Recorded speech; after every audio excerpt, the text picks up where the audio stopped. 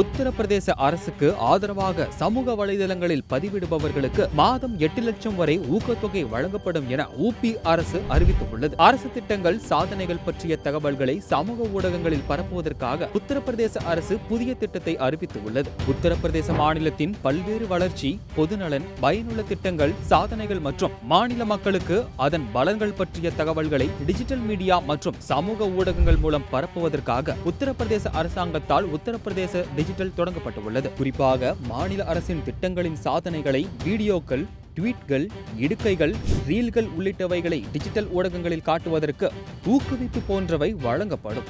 Facebook, Instagram, Twitter, YouTube ஆகியவற்றில் கணக்கு வைத்திருப்பவர்களின் சந்தாதாரர்களின் செல்வாக்கின் அடிப்படையில் அதிகபட்ச கட்டண முறையாக மாதம் 3 லட்சம் முதல் 5 லட்சம் வரை வழங்கப்படுகிறது. குறிப்பாக யூடியூபில் வீடியோ குறும்படங்கள் பிராட்காஸ்ட் கட்டணம் செலுத்துவதற்காக வகை வாரியாக அதிகபட்ச கட்டண வரம்பு முறையே மாதத்திற்கு 8 லட்சம் ரூபாய், 7 லட்சம் ரூபாய், 6 லட்சம் ரூபாய் மற்றும் 4 லட்சம் ரூபாய் என நிர்ணயிக்கப்பட்டுள்ளது.